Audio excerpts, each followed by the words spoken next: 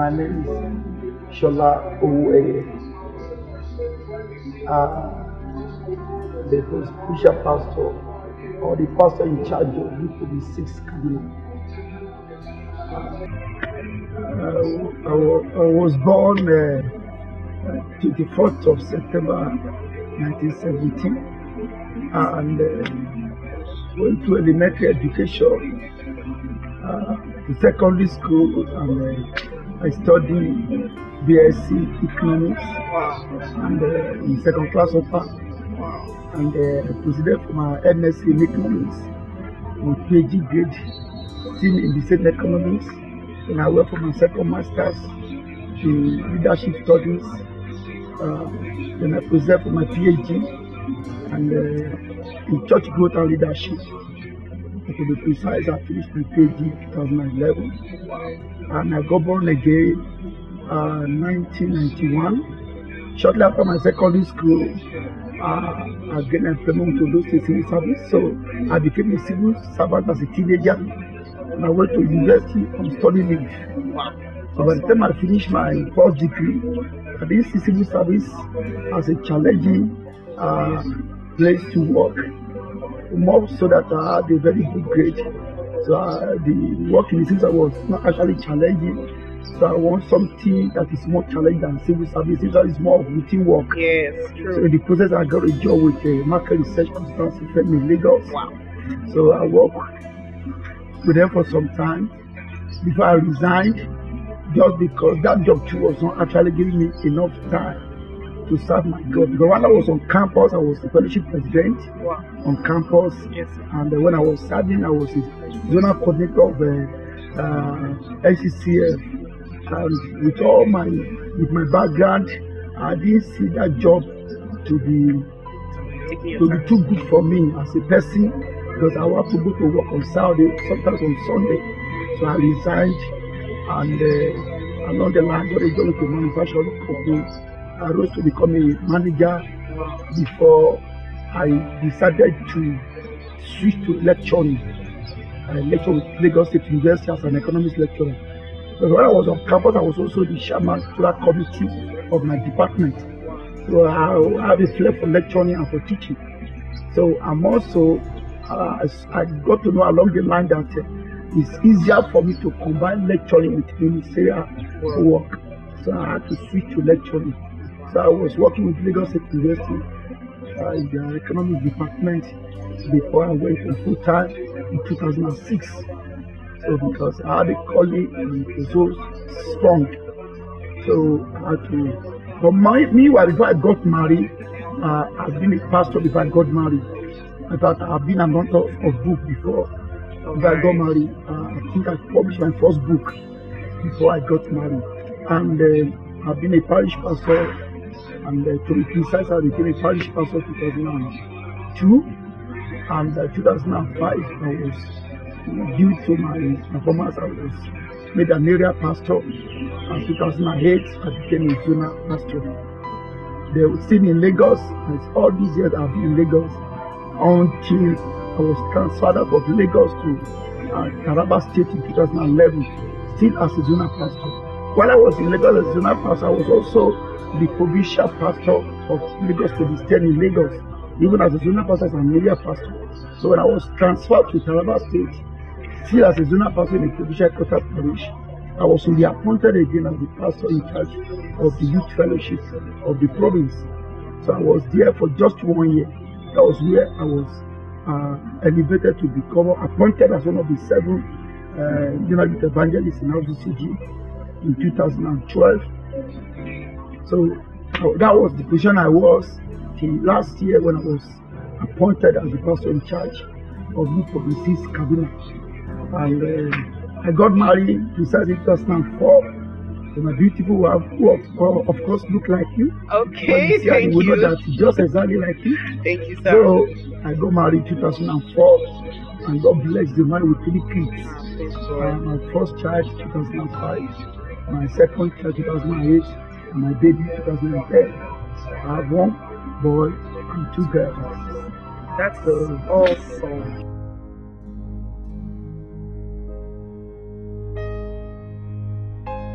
actually what led to the creation of these churches.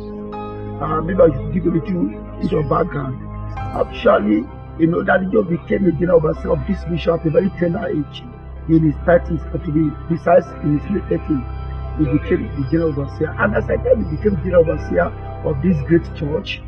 He appointed some people who were learned, because as I said, he came in, he was the most educated pastor in RCCG. And he met quite a number of pastors on ground who were far older than him. And by the time he took up the baton of the leadership, and I think by his own way of reasoning, he saw the need to encourage those who are educated, who are equally young, and brought them up to become state pastor, this and that. And with that, one would have thought that probably they too will bring up younger people under them, at least to be a platform to showcase that God giving potentials. But unfortunately, revival was the case. How do I know this?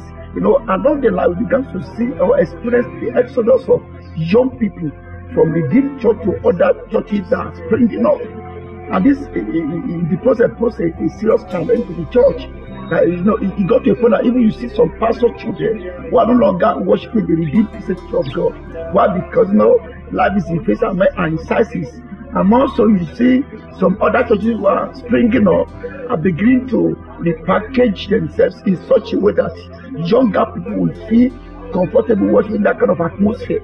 So when I saw this, and just like he conceived the vision of the modern churches of the Redeemed Christian Church of God, then he saw that, okay, let's create an enabler environment where young people can meet with themselves and have a wonderful atmosphere to worship the Maker instead of looking outside. That's exactly what led to the creation of the new churches.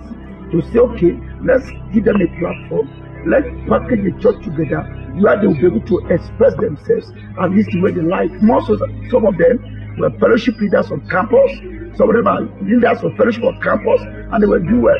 Somebody like me too, when I finished my first degree, I didn't fit into the church at all, because the way they do things, there was somehow.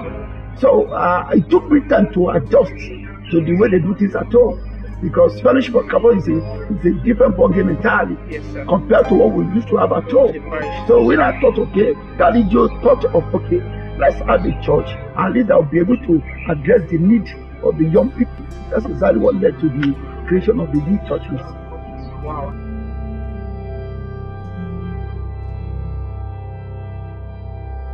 If you go to the book of Isaiah, verse 15, Bible they do, you have been deserted, and no one go through this. I will make out the crown of excellency, a crown of glory of many generations. And the spirit of God that we serve is the spirit of excellence. So you cannot be a Christian or a believer or a born again Christian and don't have an excellence, because our God is excellent in power. Is excellent in power, and power can be mental, can be physical, can be spiritual, can be economic, can be political. So we have physical power, we have mental power, meaning that in every facet or in every area of life, we are expected to be excellent, because our God is excellent in power. And power can be physical, can be mental, can be economical, can be political, and can be spiritual. So we are expected as believers to be excellent in our delivery. Why? Because we carry the mind of Christ. The Bible says, let this mind be in you that was in Christ Jesus. So Christ has an excellent spirit, and if you carry the mind of Christ, we should be able to think like Christ, act like Christ, and behave like Christ. Because he's an excellent Christ. So we are expected as a believer to be excellent in our delivery, in our packaging. It is an abuse of redemption. That are not believer is in the same class with us and they are outshining us. That's one of the things I fought when I was on campus. We are in the days where you see some Christian leaders and the fellowship leaders having extra year, extra semester. When I assumed the leadership of my fellowship, I told them that nonsense must stop. And it was so serious that I did it so much that as I was graduating, nobody in my fellowship who graduated in my set graduated with less than second class upper. So all of us in my set, in my fellowship, left school with 2-1. In fact, my sister coordinator was the overall best student all over the campus. He is currently the vice president of Airtel Nigeria. So that's one of the things I demonstrated when I was on campus. That is an insult that we are believers carrying the spirit of the Most High and we are backward where unbelievers are having their ways. So I am a very strong advocate of excellence in delivery.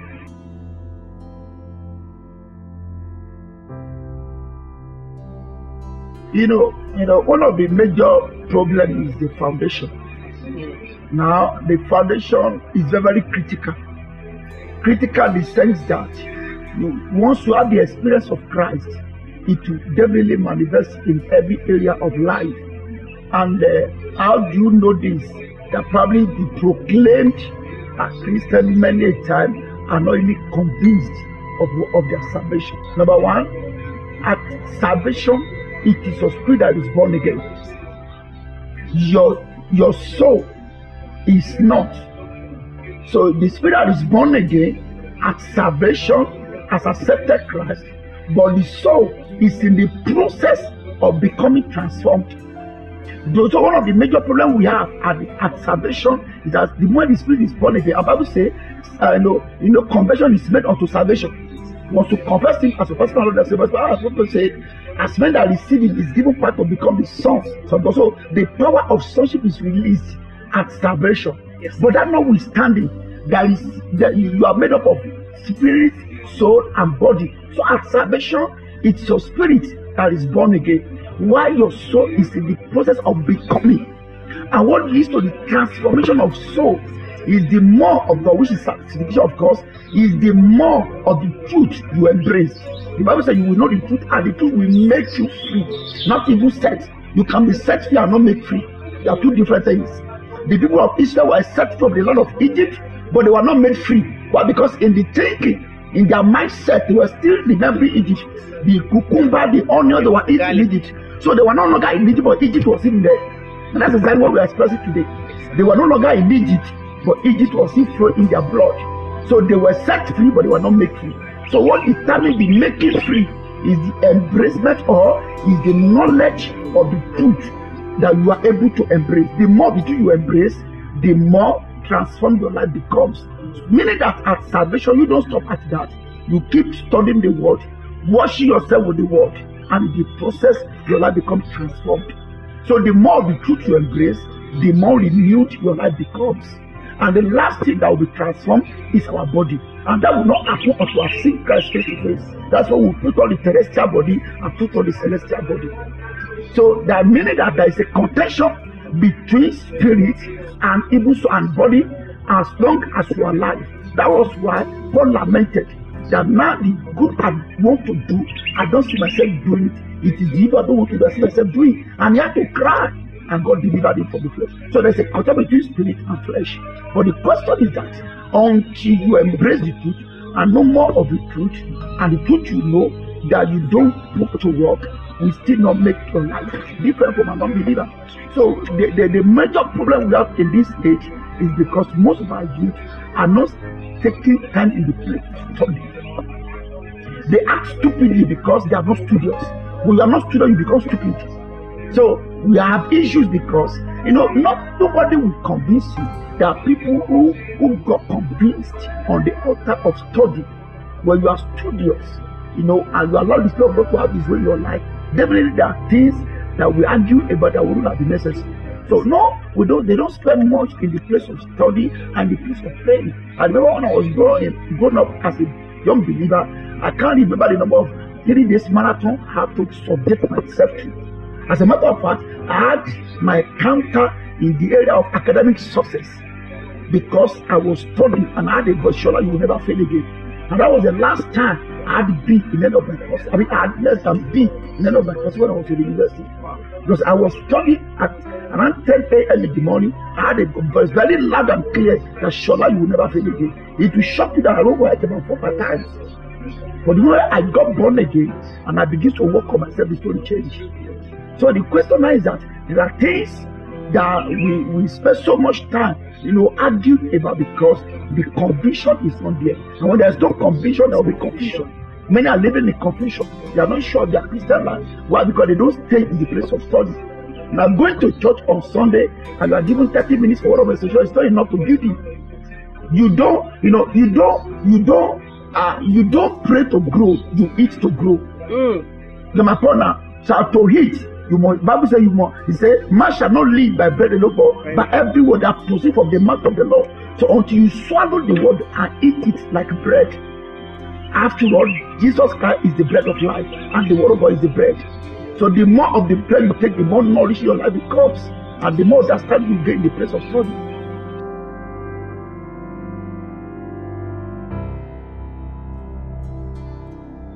One of the things I want us to expect in this new program, we don't want to go the way of the normal way of doing things.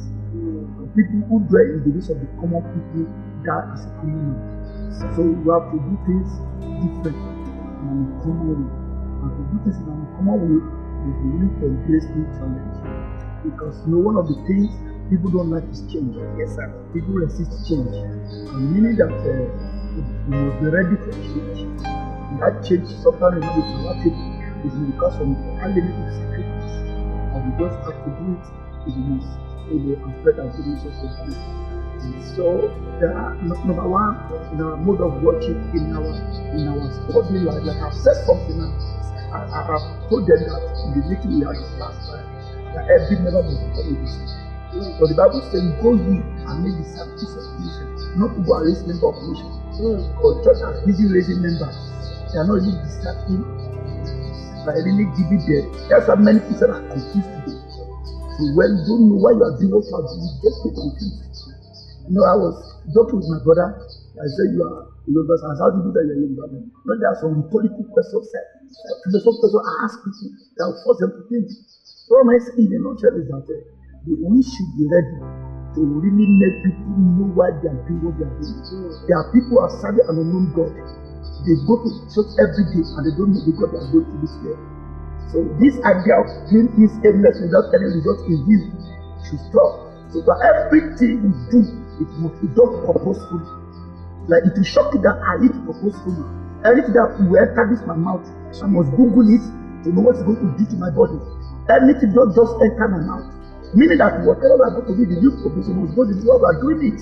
So we must live a life of purpose. And like I shared with the pastors on Sunday during the pastor's teaching, the attributes of a purposeful living. So that when you know that, it will help us a lot. You know why you are here, why you are doing what you are doing. You know why you are in the position you find yourself. When you have that becomes more meaningful to every individual.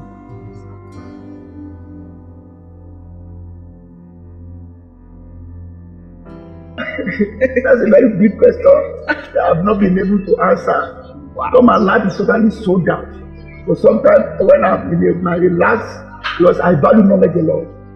So in my relax, I still like listening to news. But I want to, when you are not current, you are not correct. So for you to be correct, you must be current. Wow. And I like to inform, to know what is going on. I must confess with my social life. Apart from listening to news, and if I don't have any people that are staying there and study, but I like listening to news.